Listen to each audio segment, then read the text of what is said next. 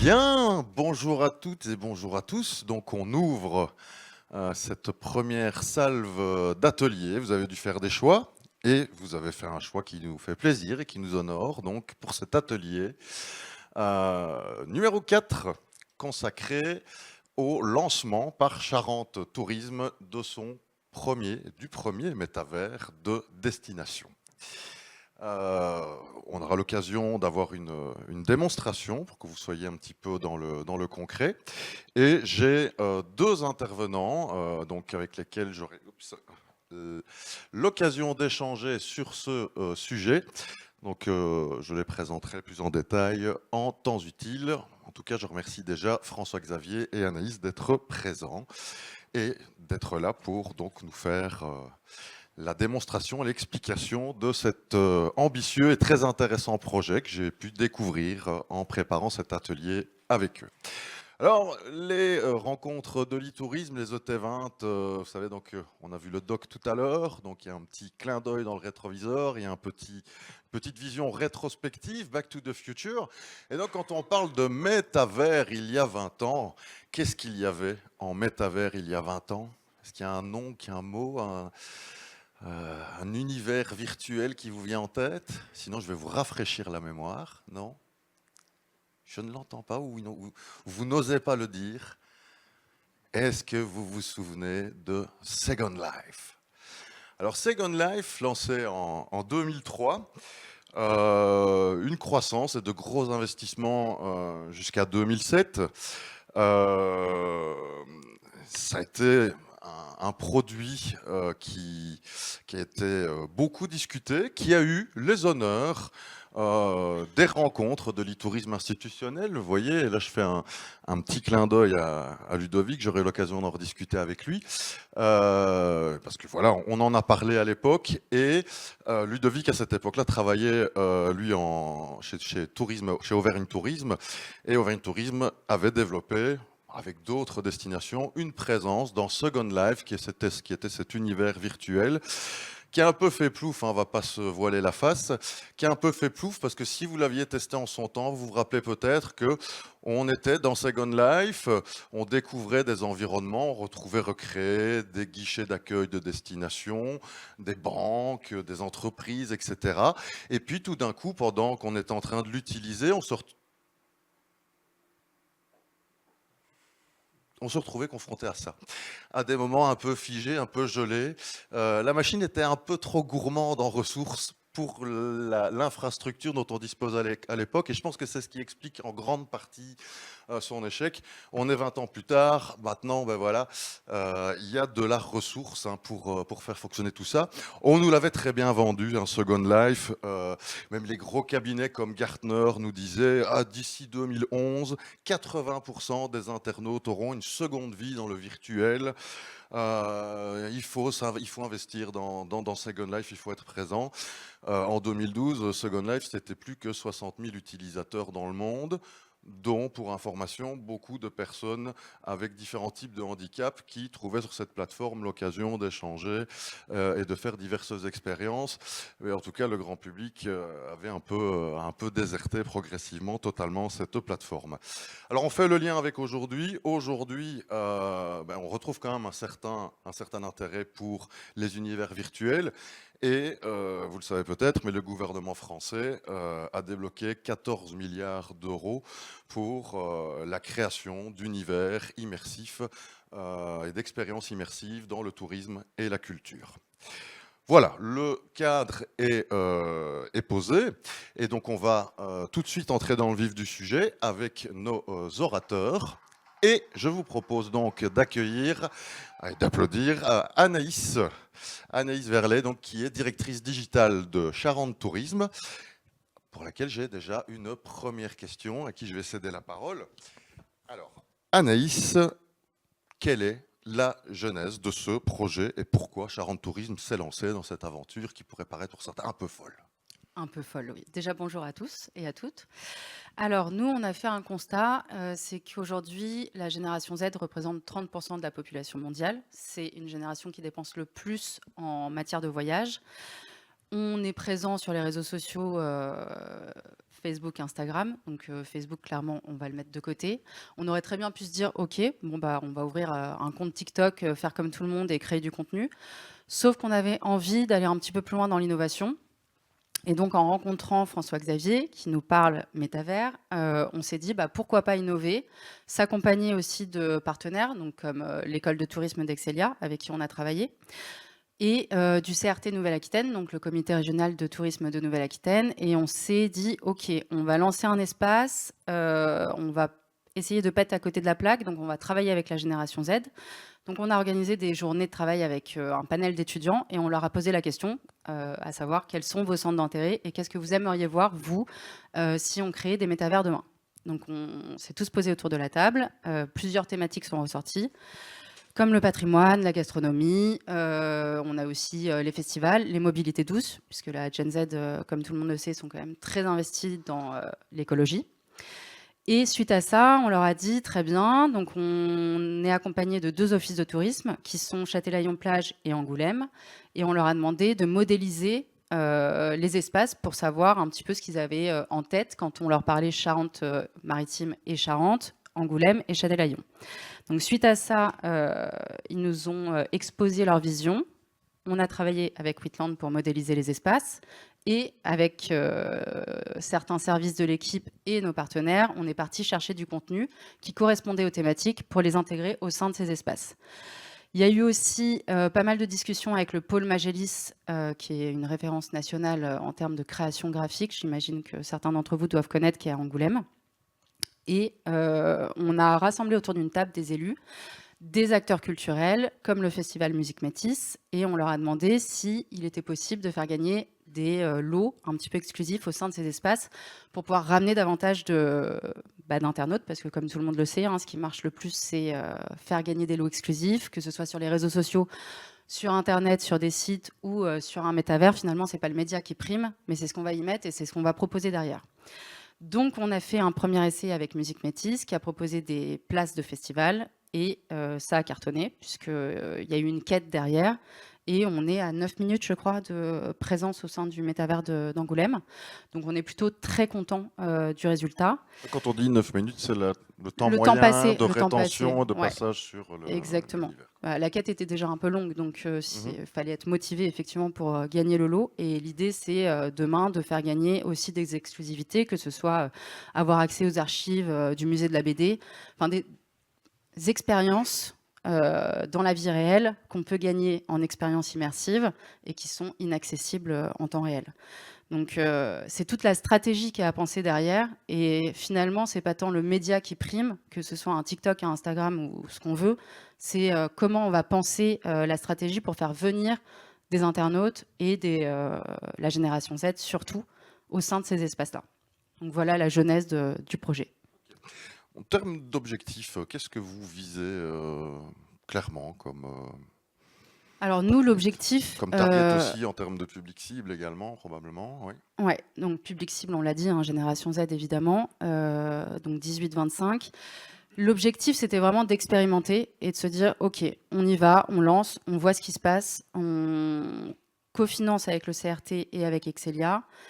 Si ça marche, génial. Si ça marche pas, au moins on aura eu le mérite, entre guillemets, d'avoir expérimenté cet espace-là. Et on est assez content de voir que juste derrière nous, le Pays de Galles a sorti exactement la même chose, donc son métavers de destination, avec les mêmes envies, les mêmes objectifs, qui s'appelle Visit Wales, et qu'on va voir un petit peu tout à l'heure sur les slides que tu as montés. Ok. Bien, c'est pas mal intéressant. Ça commence, on réagit un peu justement les partenaires. Ça a été, ils ont été dubitatifs ou l'enthousiasme était là aussi, sachant que vous avez un discours qui dit on est dans l'expérimentation, il y a un peu une prise de risque. Alors les partenaires, ils étaient comme nous, on expérimente et on voit.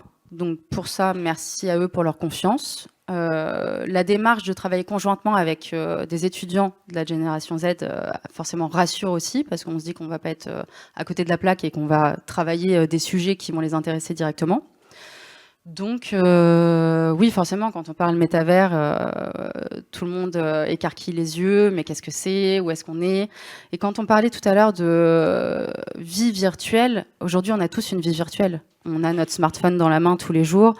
On joue à des mini-jeux vidéo mobiles qui représentent le gros de la consommation de jeux vidéo aujourd'hui. Pour avoir assisté à quelques conférences au Pôle Magélis, c'est plutôt le jeu mobile qui remporte le plus de succès que le jeu sur console.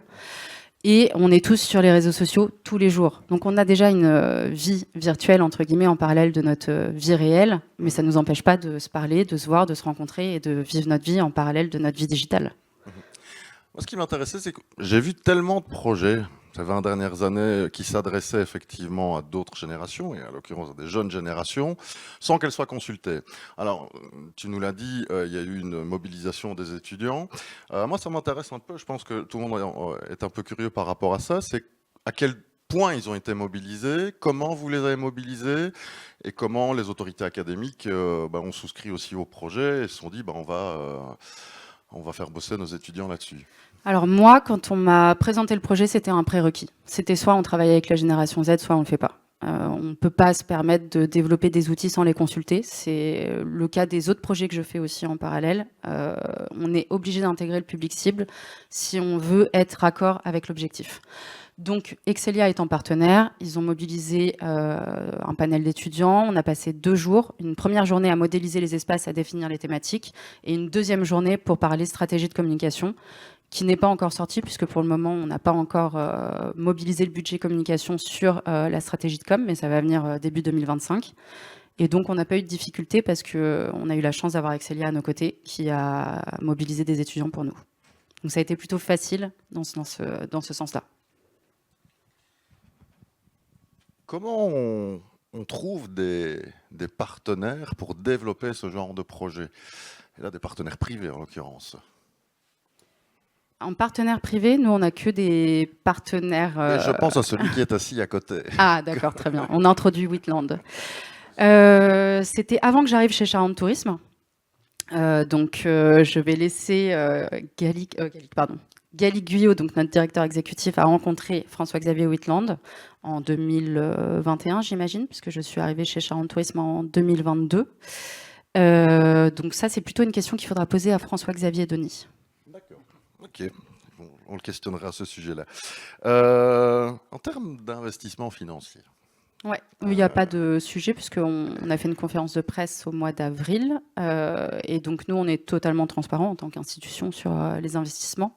C'est 20 000 € pour les 3 espaces, mais c'est pas le prix réel pour construire des métavers. Désolé pour ceux qui auraient envie d'y aller. C'est voilà, c'est une expérimentation. On a eu la chance de pouvoir le faire avec Whitland main dans la main et en cofinancement avec le CRT et avec Excelia. Et comme effectivement on part de nulle part et qu'on est le premier à le faire, on a eu la chance de bénéficier d'un prix d'appel, si je puis dire.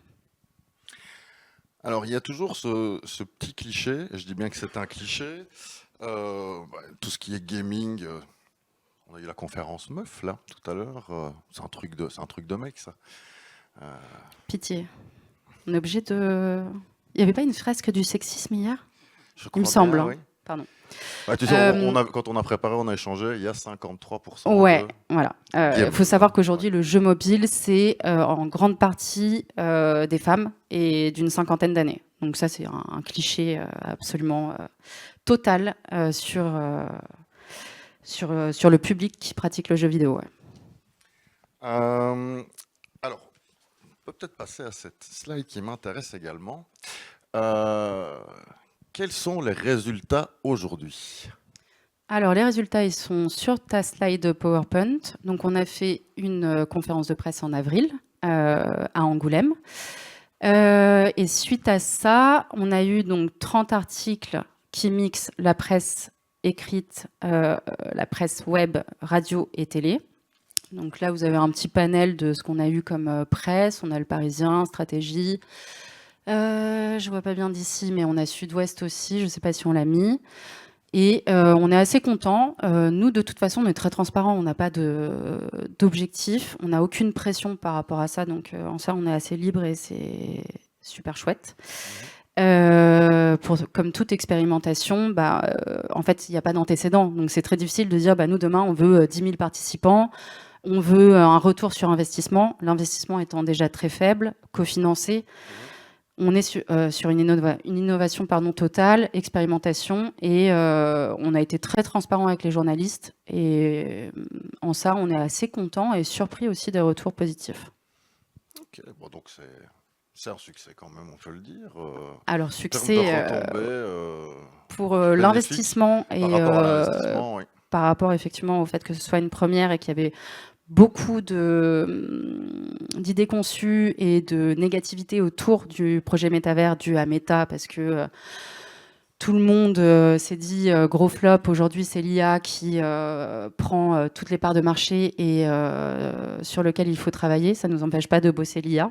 On se revoit en 2025 pour un énorme projet IA qu'on est en train de développer en parallèle du métavers, où là, clairement, on a des attentes. Ouais, on est assez content, effectivement. Alors, il y a déjà donc 3 environnements qui ont été créés.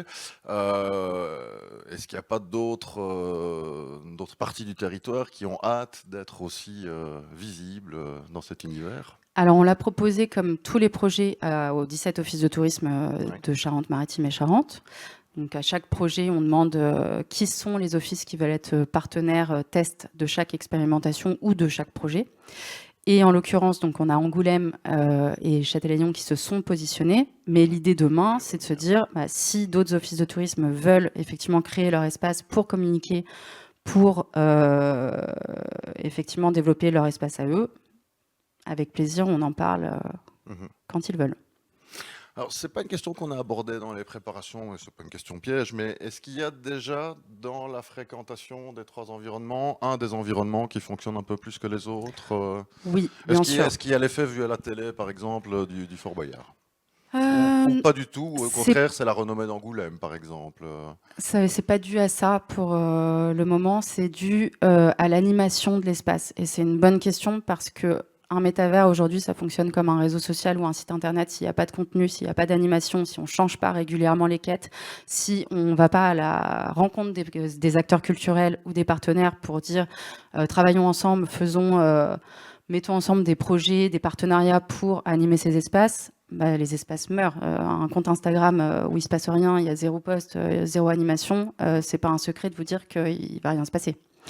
Donc le métavers, c'est exactement la même logique. Il faut l'animer, il faut quelqu'un qui soit au quotidien en recherche de contenu local sur les thématiques identifiées pour pouvoir l'animer et avoir un planning éditorial qui suive les contenus pour pouvoir régulièrement proposer de la nouveauté.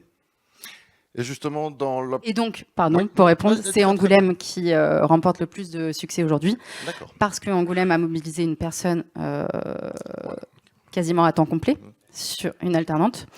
Donc, encore une fois, on donne les clés à une personne de la génération Z qui comprend les codes. Et en ça, ils ont développé un PNJ, il me semble. Pas encore, Avatar. Alors pour les vieux, PNJ, un personnage non joueur. On en a parlé hier un petit peu pour ceux qui étaient là. Et donc, comme je disais, il y a eu une quête pour faire gagner un lot. Et en ça, forcément, ils ont communiqué aussi, eux, en local, sur leur site internet, sur leurs réseaux sociaux. Spoiler, c'était pas Facebook. Et donc, forcément, ça marche mieux que si on propose rien. Et c'est pas un reportage télé qui va ramener du monde. C'est de l'animation, de la proposition de quête, proposition de contenu et de lot exclusif aussi. Et donc, pour rentrer dans le concret, donc Angoulême, là, il y a une personne dédiée. Comment elle s'implique? Qu'est-ce qu'elle fait au quotidien? Parce que tu as dit qu'elle fait de l'animation. Ok. Bon. C'est comme un réseau social, c'est de la recherche de partenariats, c'est réfléchir à quels contenus sont sortis sur le territoire qu'on peut revaloriser au sein de l'espace, qui correspondent aux thématiques. C'est se rapprocher de nos partenaires comme Magélis, qui est très puissant à Angoulême. Enfin, c'est faire de la veille constamment sur les thématiques qui correspondent à ce que les étudiants nous ont transmis et ce qu'ils veulent voir au sein de ces espaces. Et c'est exactement la même manière de fonctionner qu'un compte TikTok ou un compte Instagram, finalement. Et les 2 autres ne se disent pas, mais tiens, nous aussi, il faut qu'on investisse quelqu'un dans l'animation? On m'a posé la question à Châtellerault-Plage et on revient vers toi. D'accord. Mais pour Charente Tourisme, moi, j'aimerais bien effectivement recruter quelqu'un pour pouvoir travailler le sujet, parce que nous, c'est deux départements. Mhm. Donc, c'est encore une autre problématique qu'Angoulême ou Châtelaillon. Et c'est du travail, clairement. On lance pas un métavers et on le laisse dormir dans un coin. C'est quelqu'un qui doit, au quotidien, être au plus près des partenaires et proposer soit de la création de contenu, soit des partenariats, soit rechercher, faire de la veille constamment. Ok. C'est peut-être un nouveau job pour les social media managers demain, de faire de la modération, parce que ça va être primordial. Et puis nous, on a aussi l'ambition d'avoir des avatars conversationnels plugués à l'IA pour renseigner aussi sur les infos pratiques, sur que faire en Charente-Maritime et en Charente, et avoir des quêtes et faire gagner des lots. Tout est possible. Des lots, que ce soit sportifs, culturels, enfin en tout cas en lien avec les thématiques qui nous ont été déterminées. Oui, on sent que l'aspect de gamification, de ludification, c'est primordial. C'est un levier primordial dans la stratégie. Ça ne fonctionne pas sinon. Ouais, merci Annalise, je pense qu'on aura l'occasion de revenir sur ton intervention. On va poursuivre avec notre second intervenant, donc que j'ai qualifié de prestataire partenaire, puisqu'effectivement, Anaïs vous l'a dit, on est dans un prix d'amis presque, puisque ça coûte plus cher que ça. Mais j'étais malgré tout, moi je le dis positivement, je m'attendais malgré tout à quelque chose de beaucoup plus cher que cela en matière de développement. Donc ça reste abordable pour pas mal de destinations. Et donc je vous prie donc d'accueillir et d'applaudir François-Xavier Goubard, fondateur de Wheatland et donc prestataire partenaire. Voilà. Bonjour. Bonjour à tous. François-Xavier.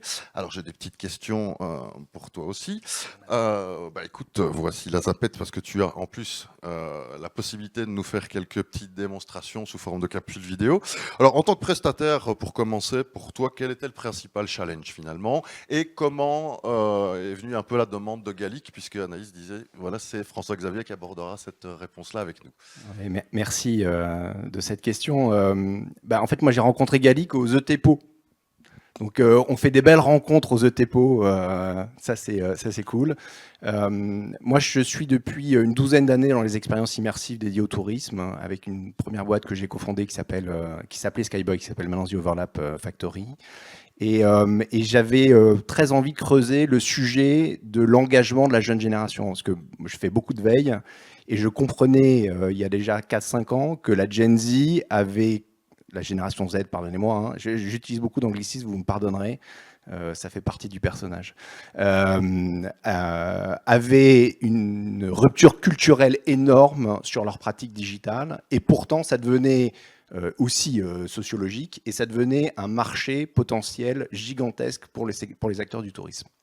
Et donc, c'est comme ça que j'ai cofondé avec Christopher Moisan Wheatland, qui est en fait un laboratoire d'engagement de la jeune génération au travers du digital pour les acteurs du tourisme. Sachant que tu as une autre société donc à côté aussi, qui est dans la médiation digitale aussi. Exactement. Culturelle. Et donc c'est dans un échange avec Gallic sur le sujet, où nous on travaillait plutôt sur des sujets de NFT et du Web3, et je lui disais, mais moi je pense que le métavers, c'est pas l'énorme monstre qu'on veut nous vendre et que Meta cherche à mettre en place, c'est en réalité simplement la spatialisation d'un site internet.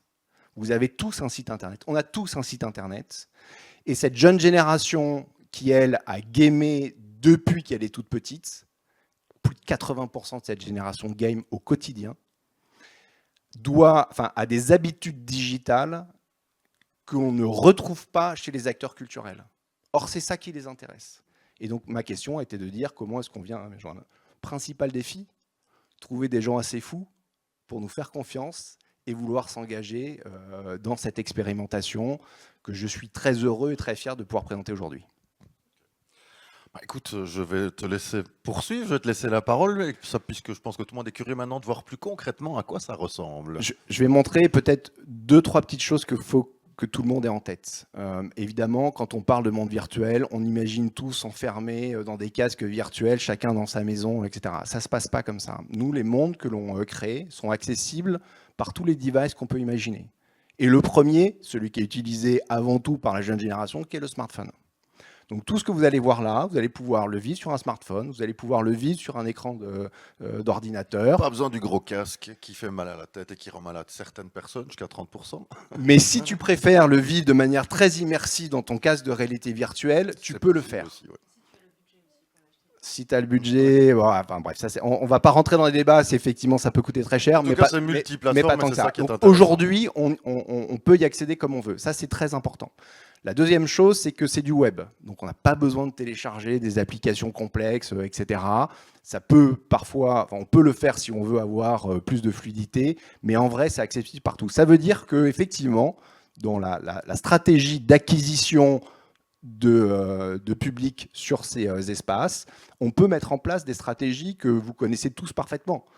Évidemment sur vos sites internet, mais surtout sur vos réseaux sociaux. Via un QR code dans un événement, dans une chambre d'hôtel, etc. Donc aujourd'hui, on a cette stratégie et c'est probablement ce qui est aujourd'hui devant nous pour finaliser vraiment cette expérimentation. Je vais essayer d'aller vite parce que vous allez voir, je suis bavard hein, et je pense que tout le monde a très envie de comprendre quelles sont les étapes. On Anaïs, a un bon timing, tu peux développer. super. Anaïs, on a parlé un petit peu. Première chose, je vous ai dit, c'est pas le gros monstre. Et effectivement, le budget le dit.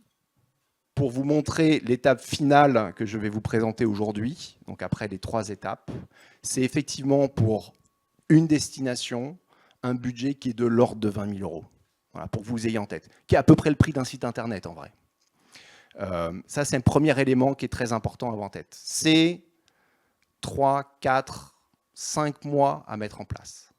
Pourquoi ? Parce qu'effectivement, si on ne veut pas le faire en chambre, ce qu'on a mis en place avec Charente Tourisme et avec ses partenaires, c'est à mon sens la bonne façon de faire. Je l'ai dit il n'y a pas longtemps dans un podcast sur lequel on m'avait invité, merci Anaïs.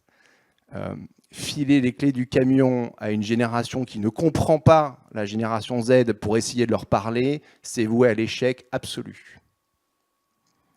Je le dis pour tous ceux qui gèrent des comptes Instagram.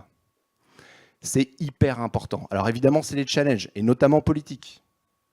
Aller expliquer à ses élus qu'on va filer les clés du camion de la communication à un jeune qui est encore en train de faire des études, c'est pas simple. Mais je pense que c'est quand même une des clés de réussite et c'est très important à mettre en place. Donc nous, la première chose qu'on a fait avec nos étudiants, parce que donc je vous ai dit, on ne veut pas faire un gros monstre, ça veut dire qu'on ne peut pas avoir des mondes trop complexes. Donc on ne va pas aller sur ce qu'on appelle le digital twin, le jumeau numérique d'un territoire, qui serait de toute façon trop large, trop complexe à mettre en place, trop lourd pour vraiment fonctionner. Donc on va réfléchir à qu'est-ce qu'on veut montrer de notre territoire. Et on ne va pas le répliquer à l'identique. Notre objectif, c'est de faire connaître le territoire et de donner envie aux gens de venir en vrai derrière sur ce territoire. Et donc, il va falloir réfléchir. On ne va pas faire le territoire complet, donc qu'est-ce qu'on met en avant ? Quels sont des éléments identitaires de ce territoire que l'on veut voir dans ce monde digital ? Je ne sais plus ce que j'ai mis en premier. Voilà, typiquement Châtelaillon. On a un territoire qui est un territoire balnéaire, c'est une station balnéaire à côté de La Rochelle. On va avoir un territoire qui va se développer en 3 parties. Ce front de mer avec cet élément emblématique qui est le casino. Derrière, une ville très typique, fin 19e, début 20e, de ces cités balnéaires, donc des petites maisons que vous allez voir, avec des éléments très emblématiques, notamment cette église. Et puis derrière, un marais. Vous voyez, j'ai un monde qui n'est pas très grand, en réalité, mais avec plein d'éléments différents, qui fait que quand je le parcours, je comprends ce territoire. Si je me rends sur ce territoire, je saurai que j'ai une plage avec des activités assez cool, une ville dans laquelle je vais pouvoir louer mon Airbnb ou je ne sais quoi, et puis, évidemment, un petit port et quelques éléments identitaires. Plutôt que d'être hyper photoréaliste, on va vraiment se focaliser sur les éléments totémiques de la destination. On pourrait dire à la limite cliché, mais dans le bon sens du terme, parce que les clichés, c'est rassurant, c'est les spécificités, c'est ce qu'on attend et c'est ce qu'on retrouve. Ne pas chercher à être exhaustif. On voit que c'est fluide aussi. Et On n'est pas sur le Second Life dont ouais, je parlais alors tout à là, l'heure. là, d'autant plus que c'est une capture Oui. d'écran de moi en train de jouer, donc voilà. Ce monde-là, on va pas se mentir, si vous le faites uniquement comme ça, il se passera rien chez vous. Pourquoi? Parce qu'il n'y a pas de contenu. C'est cool de découvrir un territoire, mais une fois que j'ai fait le tour en 5 minutes, j'ai rien à voir. Donc la deuxième question qui va se poser, c'est quels sont les messages que je vais faire passer? Et là, cette fois-ci, on va pouvoir donner à voir pour de vrai le territoire avec des contenus, de la photo, de la vidéo, des interactions, etc. C'est typiquement ce qu'on a fait effectivement pour l'espace Charente Tourisme. Où là, vous allez voir, alors je crois que c'est pas ma meilleure vidéo, donc vous allez reconnaître évidemment quelques éléments identitaires. Charente Tourisme avait un gros sujet sur la mobilité douce. Donc on a une plateforme complète, donc on rentre dans le train de la région, mais on a une plateforme complète dédiée à ça, avec de la carto, avec la capacité d'aller activer des sites internet qui va pouvoir me renvoyer chez des partenaires liés à la thématique, de la vidéo. Évidemment, il y a du son. Là, j'ai pas mis le son parce que je savais que j'allais parler, mais on crée des environnements sonores beaucoup plus riches. Voilà. Là, vous rentrez dans le fort qui, au rez-de-chaussée, est dédié au festival, qui est évidemment une des thématiques qui avait été très poussée par les élèves d'Excelia quand on en avait parlé ensemble, avec effectivement une galerie complète avec des vidéos qui présentent chacun des festivals et la capacité de renvoyer vers ce festival. Là, typiquement, on peut événementialiser ça, c'est-à-dire mettre en avant toutes les semaines, tous les mois, différents partenaires et éventuellement, effectivement, vous allez voir après, gamifier pour pouvoir gagner des places gratuites. C'est ce qui avait été fait à Angoulême, par exemple. Ou du live stream, je vais en parler après. Troisième élément, qui est celui qui va nous amener la vraie rétention et ce qu'on appelle le return, c'est-à-dire la capacité de venir une fois, mais venir 2 fois, venir 3 fois, venir 4 fois. C'est l'élément de gamification. Ça, c'est ce qui va prouver, et je pense que c'est ça ce qu'attendent cette jeune génération, veulent de l'authenticité, ça on va l'avoir avec les contenus, mais veulent surtout montrer que votre territoire a compris qui ils étaient et mettez en place les outils de leur pratique digitale. Et avec la gamification, on va arriver à ce niveau-là. Et donc là, typiquement à Angoulême, pour pouvoir gagner une place qui serait mise, voilà, une place ou 2 places pour un festival, un concert, un musée, peu importe, il va falloir réaliser un certain nombre de quêtes. Alors là, je ne vous les ai pas toutes mises, évidemment. C'est vraiment une quête qui est divisée en 4-5 parties. Et c'est à l'issue de cette quête que vous allez pouvoir tenter de gagner le gros lot. Là, ce qui est intéressant, c'est que cette quête va pousser les utilisateurs à aller découvrir l'intégralité du monde. C'est-à-dire qu'on va pouvoir poser des questions, la réponse étant cachée dans le monde, dans des contenus ou dans des lieux un peu particuliers. L'issue de la quête, je ne vous la montre pas, mais on débloque une partie du monde qui n'est pas accessible si on n'est pas si on n'a pas fait l'intégralité de la quête. Il y a un peu de son, ouais, je suis navré, comme ça vous savez que ça se passe, qu'on peut le mettre en place. Ça c'est un dernier visuel. Allez, un petit spoiler alerte. Si vous faites la quête, vous allez en fait ouvrir la porte et avoir la capacité de rentrer à l'intérieur. Et là, il se passe un truc assez cool. Et pour comprendre la quête, c'est aussi on va essayer de créer de la viralisation. C'est que quand Angoulême, sur la dernière quête qu'ils ont mis en place, une fois qu'on était rentré dans les halles, on devait screenshotter son avatar dans cette halle, la publier sur les réseaux sociaux avec un certain nombre de hashtags pour tenter de gagner via un jeu concours. Et donc là, l'idée, c'est effectivement de pouvoir aussi embarquer sa propre communauté dans ce genre d'univers. Qu'est-ce qu'on a devant nous? Et on travaille depuis quelques semaines, même quelques mois, ardemment sur la suite. C'est de comprendre comment cette expérimentation a fonctionné jusqu'à présent et comment amplifier les choses. Et donc, on a là la V2 qui n'est pas sortie encore, donc vous ne pourrez pas y jouer tout de suite après si vous voulez, mais qui va sortir dans quelques semaines, un mois grand maximum, et on a plusieurs sujets. Le premier, c'est on va pousser encore plus loin la dimension gamification. Donc là, on a un parcours qui permet effectivement d'aller récupérer les pièces, monter en haut du Fort Boyard. C'est Ninja Warrior, là. C'est Ninja Warrior, mais objectivement, c'est des jeux qui sont addictifs et auxquels les jeunes adorent jouer.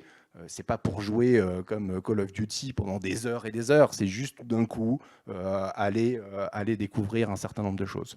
Donc voilà, on a beaucoup plus rendu interactif. Je ne sais pas si vous avez vu passer les planches à voile, vous verrez tout à l'heure. On peut y aller. Quand on gamifie, je vous ai parlé de quiz aussi.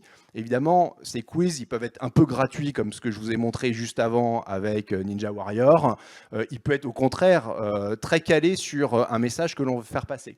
Donc là, typiquement, vous voulez rentrer dans le chai de Cognac. On va vous poser une question sur le cognac, vous répondez bien, la porte s'ouvre et vous allez pouvoir rentrer à l'intérieur. On va pouvoir renvoyer d'un espace à un autre. Il y a des sortes de portails comme ça, comme on vient de voir. Là, j'étais dans la partie cognac, qui se trouve assez loin du Fort Boyard. Je peux, en passant par l'un, arriver sur l'autre. Voilà, des petites animations. C'est simple, hein. Honnêtement, on ne cherche pas à faire un jeu vidéo qui va nous coûter des fortunes et mettre des années à se développer, mais c'est des éléments. Dernier truc devant nous, et ça vient très très vite, c'est d'aller connecter effectivement notre espace avec un NPJ qui est donc un non-playable character, NPC, pardon, PNJ, en français et en anglais, je modifie, mais qui va être du coup plugué sur de l'IA conversationnelle. C'est-à-dire que tout d'un coup, je vais pouvoir être accueilli dans le monde par quelqu'un qui me dit ben, « Pourquoi tu es là? Qu'est-ce que tu peux faire dans ce monde-là ?» Mais je peux aussi aller voir un simili perforas. Ça marche pas, ça marche ou ça marche pas, avec lequel je vais pouvoir converser comme un agent d'office du tourisme. Vous savez que les jeunes ne vont pas beaucoup dans les offices du tourisme, ça ne veut pas dire qu'ils ne sont pas intéressés en planification de séjour, de mieux connaître la destination. Donc ça, pour l'instant, c'est une maquette, hein. Je vous l'ai dit, ça vient très vite, mais on est en train de le faire. Et donc demain, vous allez pouvoir effectivement converser dans ces univers, avec des personnages dont vous allez pouvoir cadrer évidemment les offres qu'ils veulent mettre en avant, etc., de manière extrêmement fluide, comme on le fait avec un agent conversationnel. Le dernier élément, et après je réponds à toutes les questions, c'est le sujet de l'acquisition. Aujourd'hui, beaucoup de destinations font appel à des influenceurs voyage pour mettre en avant auprès de leur communauté une destination. Dans un espace comme celui-ci, on peut créer de l'événementiel. Donc moi, une des orientations que je vois pour faire connaître ces espaces-là auprès de la jeune génération, c'est de proposer aux influenceurs voyage qui seraient venus sur votre territoire de venir faire un reportage, du contenu pour les réseaux sociaux, de leur proposer de venir réintervenir pendant 1 heure. Donc là, c'est eux le disent sur leur story, hein, sur leur propre compte. Rejoignez-moi tel jour à telle heure dans tel monde avec le lien et je vous parlerai de mon expérience sur ce territoire. Et on pourra échanger ensemble. Et donc là, vous allez pouvoir venir agréger 10, 50, 100, 500 personnes en même temps qui vont se réunir dans ce monde pour d'abord assister à un échange avec ces influenceurs et puis derrière connaître un peu mieux votre territoire. Bien. Hop, on va revenir en arrière. Ouais. Pardon. C'est pas grave, c'est pas grave. Merci François-Xavier. Je voudrais revenir sur certains éléments. Moi, je trouve qu'au niveau visuel, ça reste tout à fait intéressant. Alors, on n'est pas sur le photoréaliste maintenant. Quand je vois l'univers du gaming sur les mobiles, quand je vois des gros succès comme Minecraft ou comme Among Us, on n'est pas sur un développement graphique hyper pointu et pourtant c'est des millions d'utilisateurs au quotidien.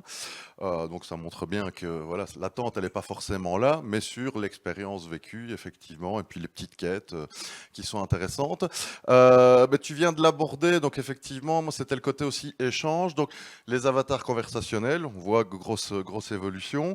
Est-ce que les gens pourront et peuvent interagir aussi? Et deuxième question, je me rappelle aussi, il y a à peu près 2 2 ans, sur Fortnite, DJ Marshmallow avait fait un gros concert, donc il y a un gros événement de masse, et ces jeunes, jeunes et moins jeunes, qui jouent à Fortnite, qui est aussi un jeu à grand succès.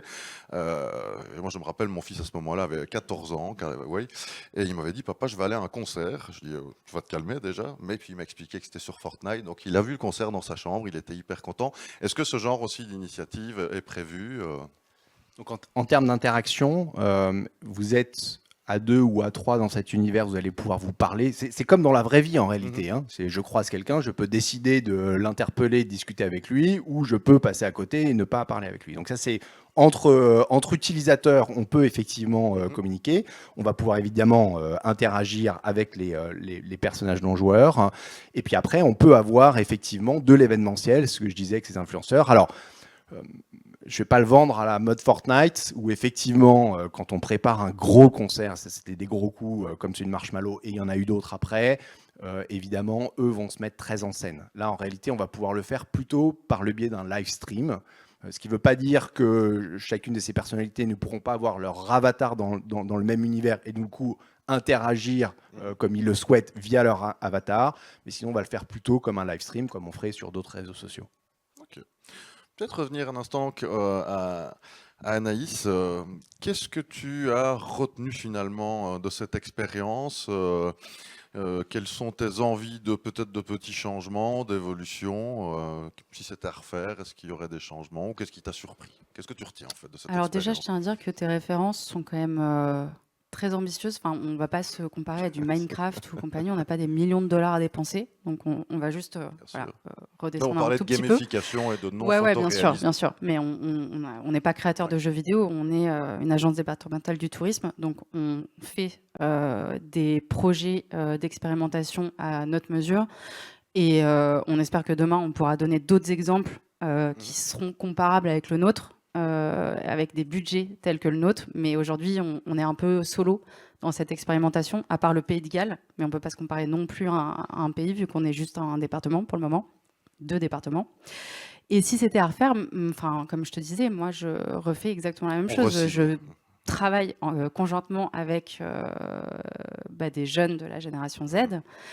Et on définit ensemble ce que eux souhaitent voir, puisque c'est notre public cible. Donc, clairement, le process de travail, pour moi, il doit rester similaire. Et si demain, je dois faire d'autres expérimentations pour n'importe quel autre public, ce sera toujours conjointement avec eux.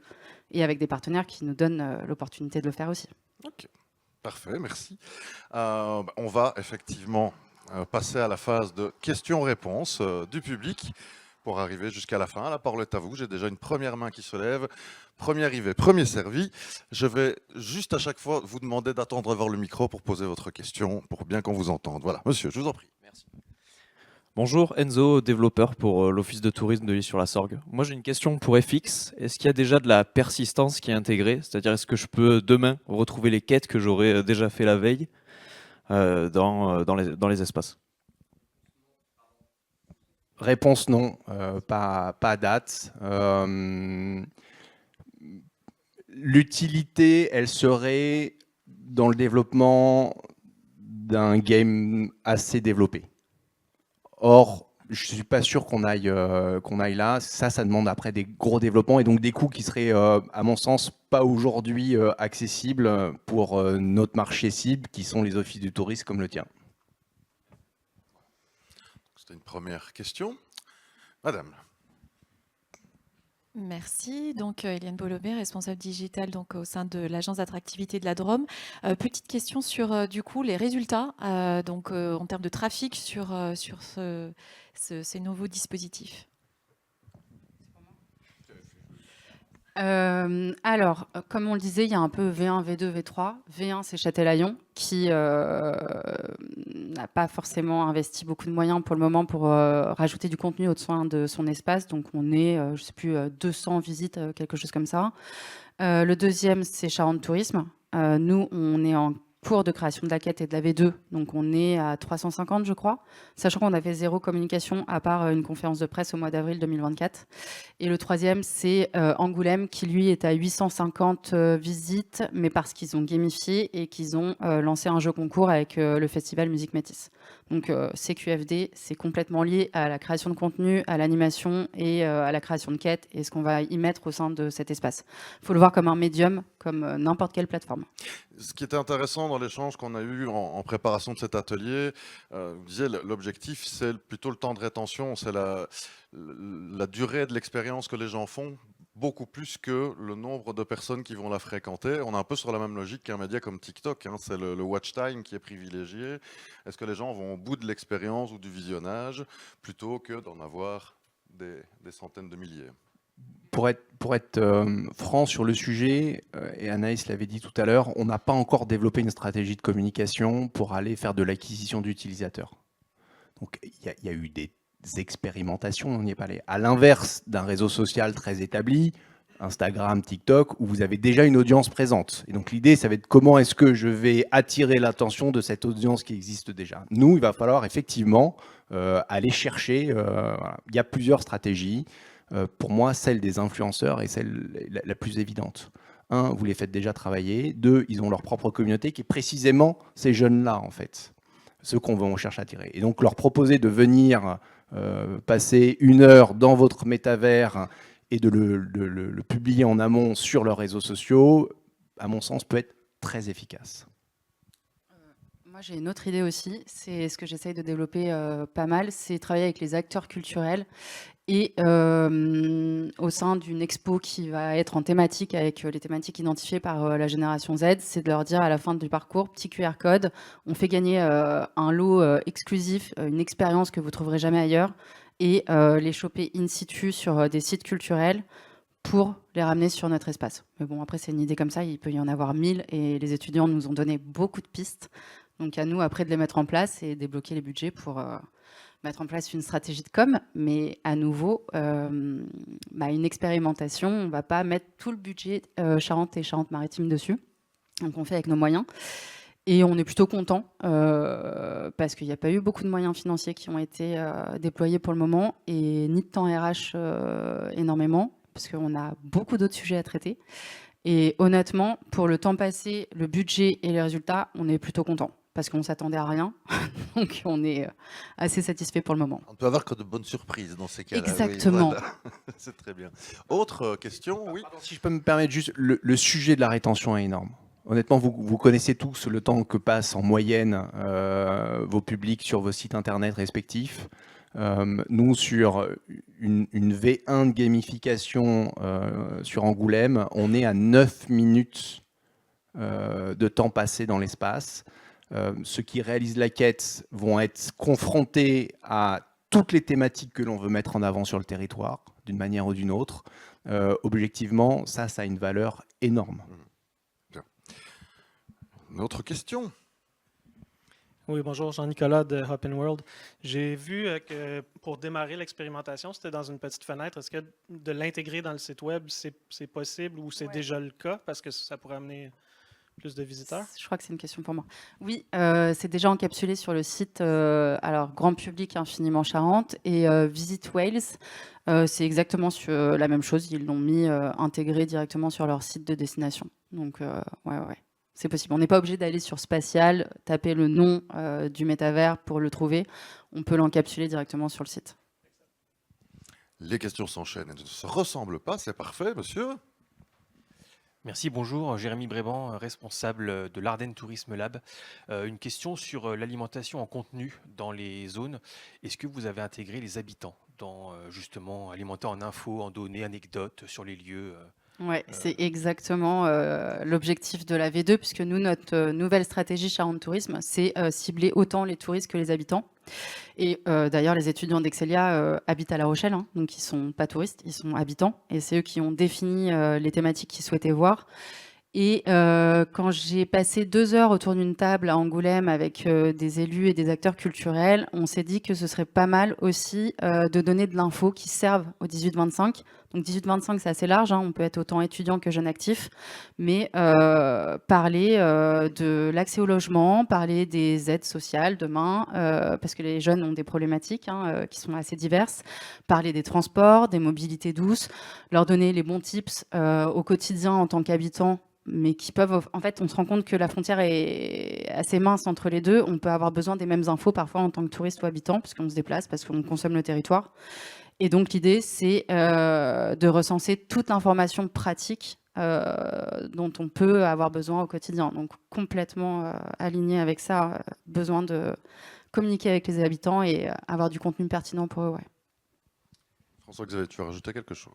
Oui, si la question c'est le User Generated Content, UGC, hein, on va utiliser des contenus créés par les habitants pour le mettre à l'intérieur. Ça nécessitera un filtre nécessaire par l'administrateur du compte. Je ne l'ai pas dit, c'est évidemment très simple de rajouter du contenu pour celui qui en a l'autorisation. Hein, c'est du drag and drop extrêmement simple. Après, ça c'est des stratégies de territoire.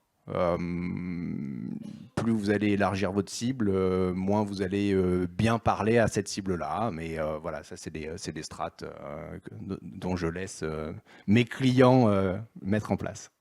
Ce qui est intéressant dans ce que tu viens de dire, c'est que finalement on n'avait pas parlé du back-office, mais d'après ce que je comprends, au niveau des gestionnaires de contenu, tu dis c'est du drag and drop, donc on fait tourner un WordPress, quoi. Hein, ça ne nécessite pas des grandes compétences techniques, ce qui n'était pas le cas dans le rétroviseur avec Second Life. Aucune compétence technique. Ma grand-mère pourrait le faire.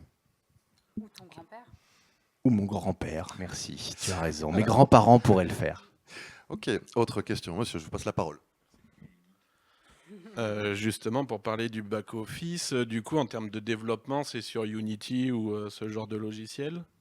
Bravo, merci pour la question. Ça va être un peu plus technique. Les deux premiers univers, donc Châtelaillon et Charente Tourisme V1, c'est pas du Unity, hein, on crée des modèles 3D. En revanche, dès qu'on veut gamifier, on passe sur Unity. Donc le Angoulême que vous avez vu, c'est Unity. Et la V2 de Charente Tourisme est effectivement sur Unity. D'accord. Et si je peux me permettre une autre question, du coup, c'est sur Spatial. Donc il faut quand même télécharger l'application Spatial pour pouvoir... Non, vous avez accès à Spatial sur le web, notamment sur votre ordinateur ou sur votre smartphone. En revanche, si vous utilisez le smartphone, je conseille de télécharger l'application Spatial, ça vous apportera plus de fluidité. Et justement, si on parle des Oculus Quest, de tout le côté méta, il est aussi disponible du coup sur l'application officielle des... Ok, ça marche. Merci. Est-ce qu'il y a encore une question? Oui, il y en a d'autres. Voilà. Bonjour, Sébastien Problème, Ferratel. J'avais juste une question par rapport à la logique et la stratégie. Est-ce qu'on est plus sur de l'acquisition, puisque c'est du prévoyage, ou est-ce qu'on est plutôt sur la fidélisation, donc revenir dans la destination? Parce que finalement, les joueurs sont pas forcément... les décisionnaires, c'est plutôt les enfants des décisionnaires, donc pour la famille. Par rapport au fait, évidemment, vous l'avez évoqué tout à l'heure, que la destination n'était pas représentée de manière exhaustive, et c'est logique. Que les graphiques sont pas réalistes, c'est du cel shading, si j'ai bien compris. Voilà, savoir est-ce que finalement la finalité c'est que les enfants parlent à leurs parents et disent bah voilà, j'aimerais bien aller à La Rochelle. Est-ce que l'idée c'est plutôt j'aimerais bien revenir à La Rochelle et voir plus sur la stratégie, voilà. Ouais, alors beaucoup de choses à dire là-dessus. La première, c'est qu'effectivement, c'est pas complètement réaliste, sinon on crée un reportage vidéo et dans ce cas-là, on fait de la presse et on demande à Échappée Belle de venir, mais c'était pas l'idée. La deuxième, c'est que c'est pas forcément les enfants. À 18 ans, on peut avoir des moyens pour partir, à 25 ans encore plus. Il y a des gens de 25 ans qui ont peut-être des meilleurs salaires que nous. Donc, c'est pas forcément l'idée de se dire les enfants vont demander à leurs parents, vont leur dire ah, j'ai vu une super destination. C'est d'aller directement cibler le client final, j'ai envie de dire. Et c'est autant faire connaître, donc en termes d'acquisition de notoriété, le territoire en national, puisque on n'est pas, c'est une application qui est disponible partout, hein, ou même internationale si demain on décide de traduire. Et aussi apporter de l'info pour les habitants, parce que comme je disais, notre nouvelle stratégie, c'est autant les touristes que les habitants. Donc c'est les deux. Voire les trois, si on a des mineurs qui se connectent et qui effectivement découvrent la Charente ou la Charente-Maritime, ou Angoulême ou Châtelaillon, et qui se passionnent d'un coup pour la destination et qui supplient leurs parents de venir l'été prochain ou l'hiver prochain. Moi, je travaille beaucoup sur les sujets de la génération Z et le voyage. Aujourd'hui, et ça c'est aux États-Unis, ça break juste après le Covid, c'est le premier pouvoir d'achat dans le voyage. Pourquoi? Parce que cette génération, elle se moque de posséder quelque chose. Moi, je voulais m'acheter ma bagnole à 18 ans. Eux, ils n'en ont rien à foutre de la bagnole. Leur sujet, c'est de vivre des expériences. Et en fait, tout mon sujet, c'est d'expliquer aux offices du tourisme qu'il ne faut pas voir cette génération comme éventuellement quelqu'un qui va influencer sa famille pour venir. Il faut le voir pour ce qu'il est, c'est-à-dire une personne qui est capable de se rendre chez vous et de dépenser de l'argent. Dépenser de l'argent en expérience. Ça peut être du fooding, qui peut être un musée, qui peut être une expérience sportive, et probablement les trois en même temps. Et donc, je pense que, et on ne peut pas éviter que quelqu'un de 14 ans joue à notre jeu et se dise hey, papa, maman, j'aimerais bien qu'on aille à La Rochelle ou je ne sais où. Mais notre sujet, c'est d'aller prouver à cette génération qui cherche des destinations et qui cherche à vivre des expériences que c'est là-bas qu'ils vont trouver. Et comment on le fait? On le fait parce qu'on a un outil qui leur parle. On a un outil qui leur ressemble, qu'ils ont l'habitude d'utiliser. Et donc, ça montre l'attention qu'a la destination envers la spécificité de cette génération. Je vais faire juste un petit instant promotion. On a lancé un podcast Charente Tourisme lundi et on parle des vacances de la génération Z. Et donc, vous allez apprendre plein de choses sur leurs envies. Et effectivement, ça rejoint totalement ce que je disais François-Xavier, qui était mon invité dans le podcast. Donc, n'hésitez pas. C'est dispo sur toutes les plateformes. Spotify, Deezer, Apple. Privilégier quel mot-clé pour le retrouver? Charente Tourisme, ça marche bien. Charente avec un S. Voilà. Oui, n'oubliez pas le S. Très bon podcast. Alors, peut-être une dernière ou avant-dernière question. Si jamais ça se déclenche. Si vous souhaitez tester, peut-être scanner en tout cas le QR code qui est là. Comme ça, vous mettez le petit lien de côté. Vous testerez ça bien à l'aise chez vous ou tout à l'heure. Est-ce qu'il y a une dernière question? Non. La messe est dite. Écoutez, alors on est sur un respect du timing qui est extraordinaire, d'une précision suisse, malgré la présence de deux Belges. Enfin, tu es d'origine belge, toi, hein, mais tu es citoyen français quand même, toi. Je suis français, oui. J'ai vécu en Belgique, mais je suis français. Et le nom de famille Goumard ne peut pas trahir ses origines. Bien, en tout cas, merci à toutes et à tous. Encore une fois, merci à Alice Verlet, directrice digitale de Charente Tourisme, et à François-Xavier Goumard, donc de Whitland, pour cette démonstration, en tout cas qui, j'espère, vous aura inspiré, vous donnera envie d'en découvrir plus. Encore merci, je vous souhaite d'excellentes ET, et peut-être à plus tard dans un prochain atelier ou au détour d'un verre. Voilà, excellent après-midi et bon appétit.